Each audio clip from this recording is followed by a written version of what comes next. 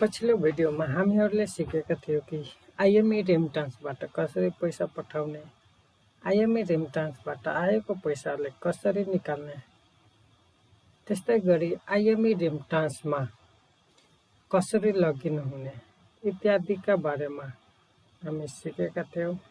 यदि तपाईहरू त्यो भिडियो हेर्न मिस गर्नुभएको छ भने आई बटनमा लिङ्क दिएको छ, साथै डिस्क्रिप्सनमा पनि त्यसको लिङ्क दिएको छ, गएर तपाईँ हेर्न सक्नुहुन्छ। आजको भिडियोमा हामी सिक्नेछौँ कि कस्तो अवस्थामा आइएमई रेमिटान्सबाट आएको पैसालाई हामीहरूले पे गर्नु हुँदैन। सो यसको लागि हामी आइएमई रेमिटान्सको ड्यासबोर्डमा लगइन हुनुपर्ने हुन्छ। आइएमई रेमिटान्सको ड्यासबोर्डमा लगइन हुनको लागि यहाँ हामीहरूले इन्टरनेट एक्सप्लोररमा जानुपर्ने हुन्छ।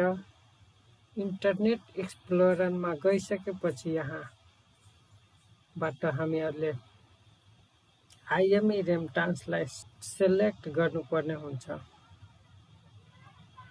त्यसपछि यहाँ मोडमा क्लिक गरी आइएमई रेमिटान्समा क्लिक गर्नुपर्ने हुन्छ। अब यहाँ तपाईहरूले यस्तो किसिमको इन्टरफेस देख्न सक्नुहुन्छ।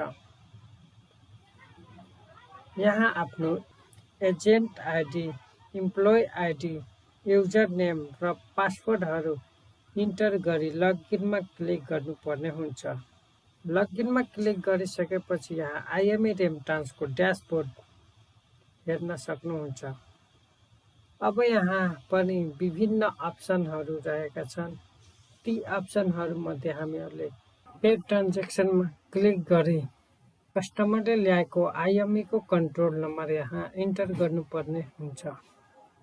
जस्तै म यहाँ कस्टमरको कन्ट्रोल नम्बर इन्टर गर्दैछु, त्यसपछि सर्चमा क्लिक गर्छु।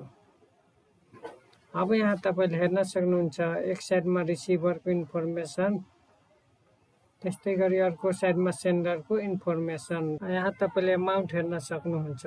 त्यस्तै गरी यहाँ मेम्बरसिप आइडी भन्ने अप्सनमा कस्टमरले ल्याएको आइएमई कार्डको नम्बर यहाँ इन्टर गर्नुपर्ने हुन्छ।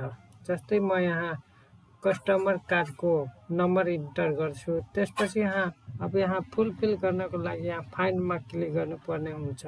फाइन्डमा क्लिक गरिसकेपछि यहाँ I recommended to accept the transaction भन्ने अप्सनमा क्लिक गर्नुपर्ने हुन्छ।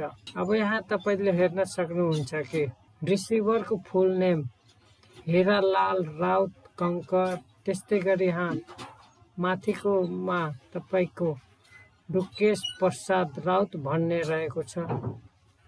यस्तो अवस्थामा हामीहरूले आइएमई रेमिटान्सको यो ट्रान्जेक्सनलाई भुलेर पनि पेमेन्ट गर्नु हुँदैन, किनभने यहाँ तपाईँको रिसिभर अर्कै रहेछ र पैसा निकाल्ने व्यक्तिको नाम अर्कै रहेको छ। त्यही भएर हामीहरूले यस्तो अवस्थामा ट्रान्जेक्सनहरू पेमेन्ट गर्नु हुँदैन र यसको लागि यहाँ मुनि आएर ब्याकमा क्लिक गर्नुपर्ने हुन्छ। साथीहरू, यस्तो अवस्थामा पेमेन्ट गर्दा आइएमई रेमिटान्सको रुल विपरीत हुनेछ।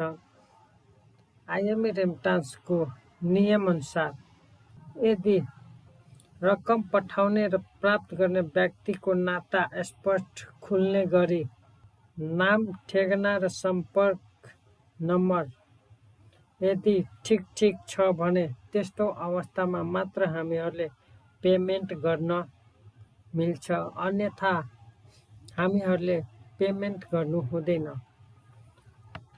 सो आशा छ साथीहरू, आजको भिडियोमा तपाईहरूलाई मन पर्यो होला। यदि यसरी नै आइएमई रेमिटान्स रिलेटेड इन्फर्मेसनहरू पाउन चाहनुहुन्छ भने हाम्रो युट्युब च्यानल अनलाइन अर्निङलाई सब्सक्राइब गरी बेल आइकनलाई दबाउन नबिर्स्नुहोला।